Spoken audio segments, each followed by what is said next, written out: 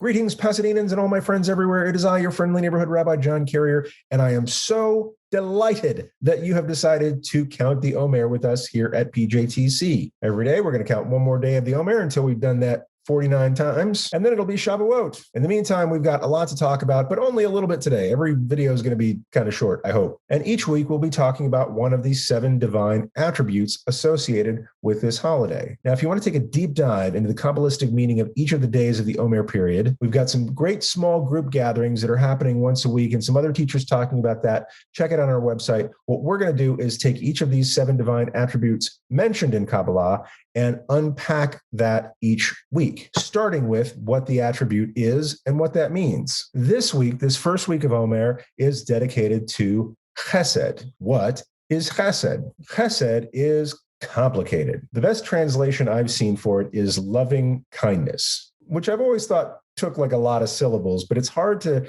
classify it as either simply kindness, like you might be randomly kind to a stranger, or somebody might be kind and let you cut in line at the post office or something like that if you're in a hurry. So it's not simply kindness, but it's kindness with an outflowing of unconditional love. And to be clear, it's not just love either. Like you can feel unconditional love for a person, but never do anything about it. And that's where Chesed comes in. It's those actions that show unconditional love. Now, you may have encountered this word in other contexts like gimilut chasadim, or acts of loving kindness. These are good deeds that we can do for people. That's not necessarily just charity or just an obligation. As the rabbis say, you can only do charity with money, but you can do gimilut chasadim with either money or just work of your hands. It also sounds kind of like the word chassid or Hasidic. The name Hasidim, or the description Hasidic Jews, talking about one small group within the larger Jewish family, comes from the Hebrew word Hasid, which means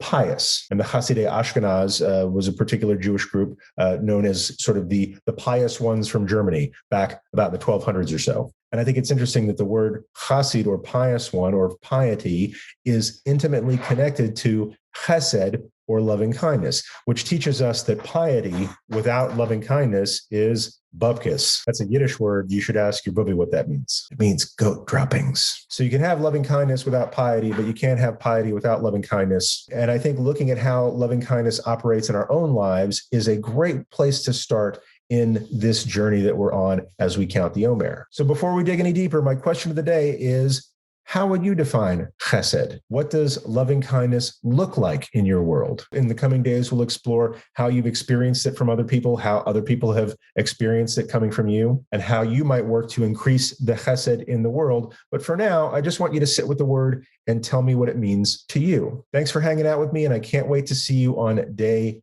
2 of the Omer. Before I go, I'm just going to remind you, don't forget to count the Omer tonight. The count is at 1, and we've got some great recordings available to you of Cantor Ruth singing these Omer blessings so that you can follow along, learn it yourself, or just listen to her voice as she sings it. Thanks again for counting the Omer with us, friends. Peace.